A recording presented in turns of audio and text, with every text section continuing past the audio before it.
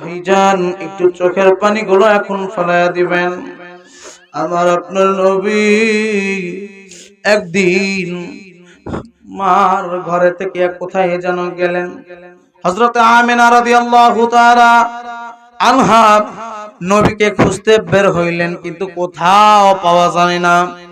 আমিনা দেখে কোথাও পাওয়া যায় না, মুহাম্মদ কই গেল কই গেল কই গেল, কিছুই কোথাও পাওয়া যাচ্ছে না। আমিনা খুঁজতে খুঁজতে একজন মুরব্বির সাথে দেখা হয়ে গেল। চাচা যান, আপনি কি দেখেছেন, আপনি কি দেখেছেন মুহাম্মদ?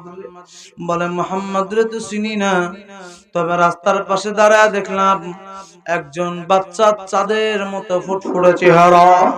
ওই বাচ্চাটা দাঁড়াইয়া দাঁড়াইয়া বাবা বাবা বলে কান্না করতেছে। আমি বাচ্চাটারে আদর দিয়া আমি চলে আসলাম। আমিনা বলে চাচা কোন দিকে দাঁড়াইয়া আছে? বলে দেখো রাস্তার পাশেই একটা সন্তান দাঁড়াইয়া আছে। আমিনা বলে ওটাই তো আমার মুহাম্মদ। আমিনা দৌড়াইয়া গেলেন, যাইয়া দেখে আমার নবী ফুফায়া ফুফায়া কান্দে। বাবা মুহাম্মদ কেন কাঁদো, কি হয়েছে তোমার? ঘো কি জন্য দাঁড়ায়া দাঁড়ায়া কাঁদো?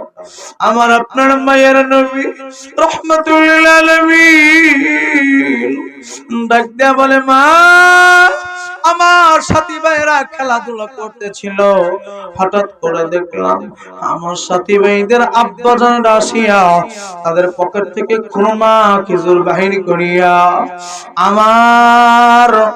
আমার সাথী ভাইদের হাতে দিয়ে দিলেন এবং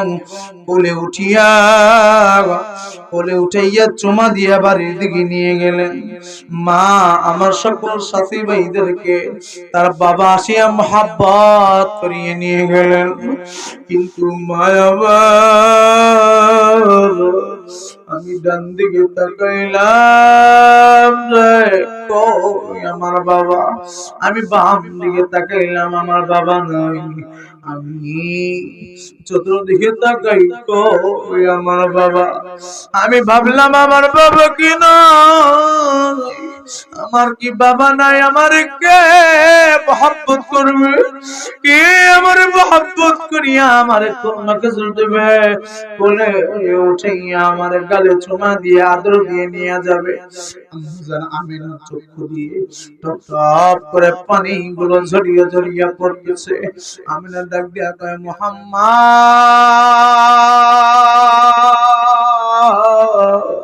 তোমার বাবা তুমি ছোটবেলা তুমি জন্মের আগেই তোমার বাবা সিরিয়াতে ব্যবসা করতে গিয়ে আর ফিরে আসে নাই। তোমার বাবা ব্যবসার উদ্দেশ্যে গিয়ে আর ফিরে আসে নাই, ওখানেই মারা গিয়েছে, দাফন করা হয়েছে। আমার নবী ডাক দিয়ে কয় মা,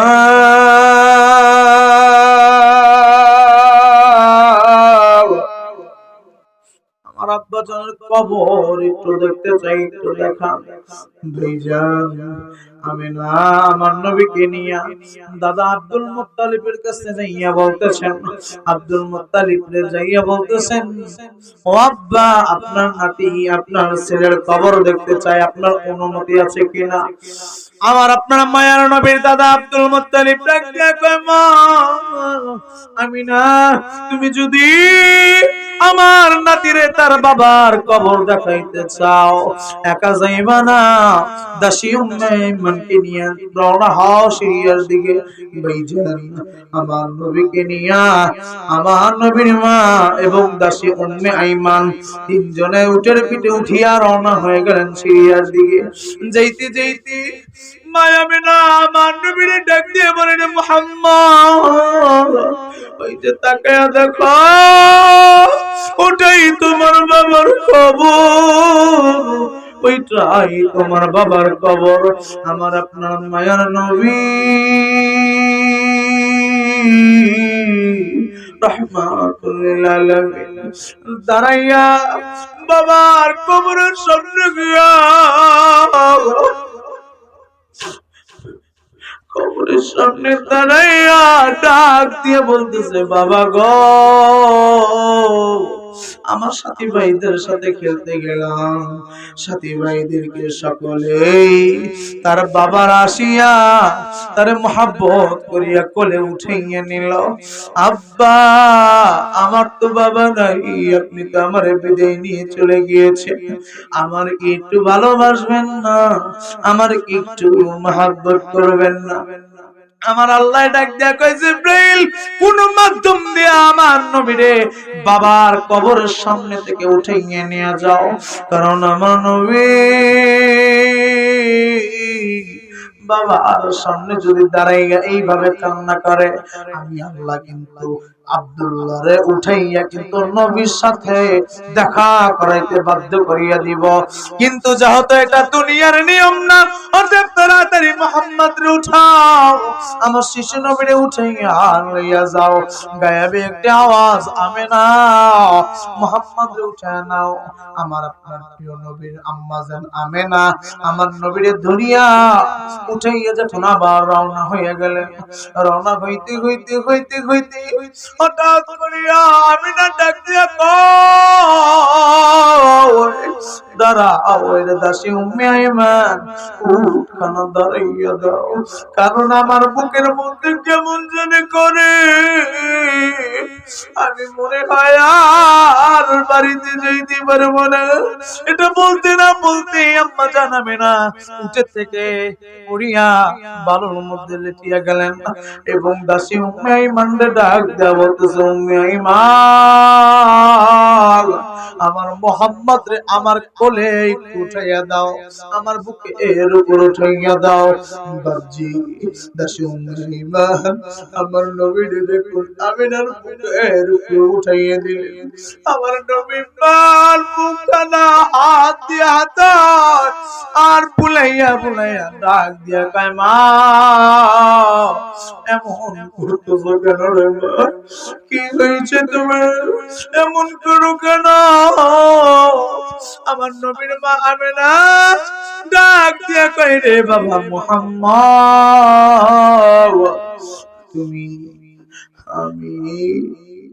তুমি আজ আমার হারাইয়া চিরয়াতীম হইয়া যাইবা। জন্মের আগে বাবা হারাইছ,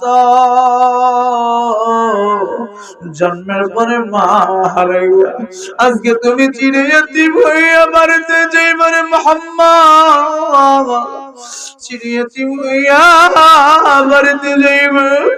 আমার নবী মারে হারাইয়া ধরিয়া মুখের মধ্যে চুমা দেয়, গালের মধ্যে চুমা দেয় আর ডাক দিয়া কয়, ও মা, আপনি আজ আমার থেকে চলে যাইবেন?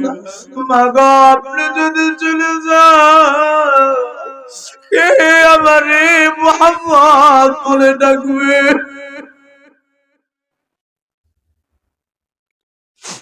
কারে আমি মা বলে ডাকবো রে মা? আমার বাবা নাই, জন্মের আগাই বাবা মারা গেল, এখন কারে আমি মা বলিয়া ডাকবো? বাবজি, এমন ভাই আছেন যাদের মা নাই রে, যাদের বাবা দুনিয়ায় নাই, আছে না নাই? জোরে কোন একটু আছে না নাই?